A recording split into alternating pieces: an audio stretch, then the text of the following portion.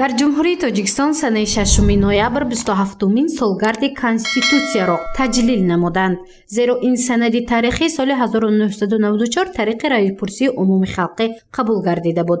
гурӯҳи кории шӯъбаи иттилоотӣ тасмим гирифт то аз сокинон ва меҳмонони шаҳри хуҷанд пурсон шавад, ки конститутсияи ҷумҳурии тоҷикистон кай, дар куҷо қабул ва эътироф гардидааст. ин суоли асосии пурсиши сарироҳӣ буд. ҷумҳурии тоҷикистон кай қабул шудагӣ медонедми? Тоҷикистон кай таҷлил шуд? Ассалому алайкум, якчиз пурсам алашми. Рӯзи конститутсияи ҷумҳурии тоҷикистон. Хош. Кай таҷлил карда мешавад? Кай идгита мешавад? Штум буд.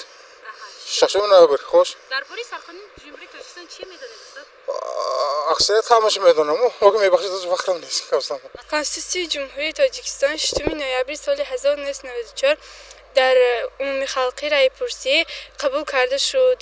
22 сентябри соли 1999, 22 июни соли 2003 ва 22 майи соли 2016 дар умуми халқи тағйиру иловаҳо ворид карда шуд. ҳамин рӯз я саломат бошедтон. 6 ноябр қабул кардам. Конститутсияи ҷумҳурии тоҷикистон соли 1994 қабул карда шудааст. аксари пурсидашудагон аз санаи қабули конститутсияи ҷумҳурии тоҷикистон огоҳ нестанд ва ё бо санаи идҳои дигар омехта мекунанд. ин дар ҳолест ки ҷомеашиносон мегӯяд ки бояд ҳар фарди кишвар оид ба таърих ва таркиби конститутсияи ҷумҳурии тоҷикистон ба хубӣ огоҳ бошанд ва дар зиндагӣ аз он истифода намоянд. мо бояд андеша кунем ки ҳамарӯза инсон як нақшаю барномаҳои фаъолият, кор, зиндагии худаш дорад. агар дар ҳаҷми ҷумҳурӣ, дар ҳаҷми давлат андеша кунем, агар конститутсия, сарқонуни ҷумҳурии тоҷикистон ин як нав нақша, барномаи амалу фаъолияти ҳам давлат ва ҳам сокинони мамлакат ба ҳисоб меравад.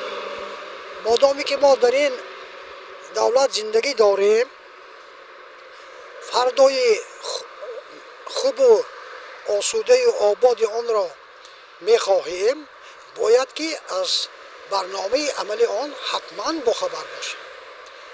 ҳар касе ки аз барномаи амал бохабар бошад, барои иҷрои он камар мебандад. барномаро надониста, нақшаро надониста мо бо чӣ машғул мешавем?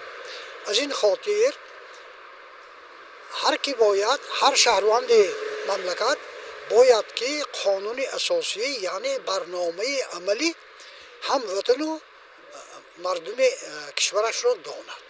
чӣ будани худи конститутсия, чӣ будани барномаи амали моро пеш аз ҳама маърифати мо муқаррар мекунад.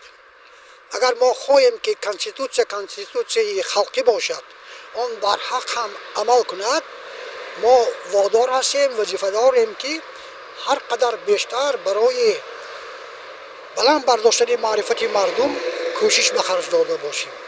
агар эътибор дода бошед, дар конститутсия яке аз нуктаҳои муҳимтарини он самти иҷтимоӣ доштани сарқонуни мо аст.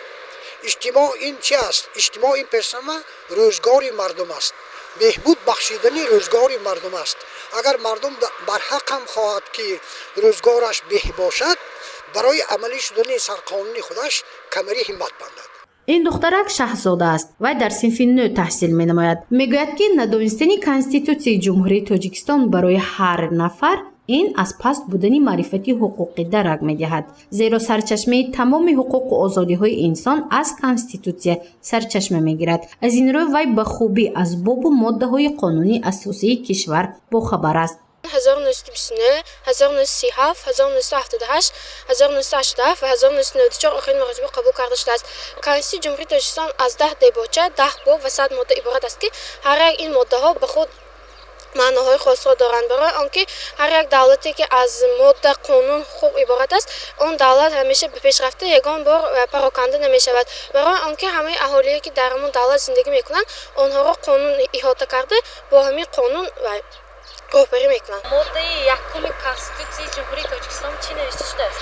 ماده یکم کنستیتوسیای جمهوری تاجیکستان دولت جمهوری تاجیکستان صاحب استقلال، دموکراتی، حقوق بنیاد دنیوی و یگانه میباشد. شاهزاده ایوب خواننده مکتب است. میگوید که ندانستن حقوق این آزادی بوده نمیتواند. از این رو پیوسته اوید با حقوق انسان و آزادی های شخص کتاب‌های هم فنی و هم اخلاقی را مطالعه میکند. میگوید که کنستیتوسیای جمهوری تاجیکستان پایه‌های بلندی حقوقی دارد. از این رو وی در سطح بین المللی اعتراف گردیده است. با اندیشه من سبب نخستین آن در همین است که شاید در کشورهای پساشوروی نخستین کشوری از تاجیکستان که سرقانون خود را طریق رایپرسی عمومی قبول کرد.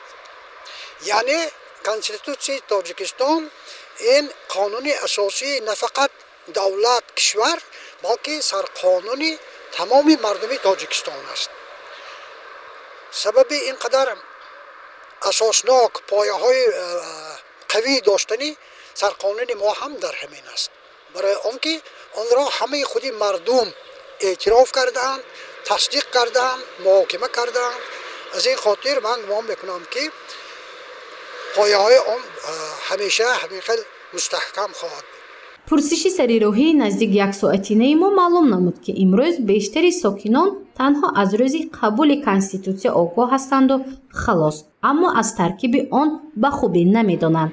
باید تاکید نمود که کنستیتوسیای جمهوری تاجیکستان از 10 باب و 100 ماده عبارت بوده تا امروز 3 مراتبه تغییر و الوه ها وارد کرده شده است. زورشی مفنوشکر و نعیم جان ایوبов برای برنامه اطلاعاتی خبر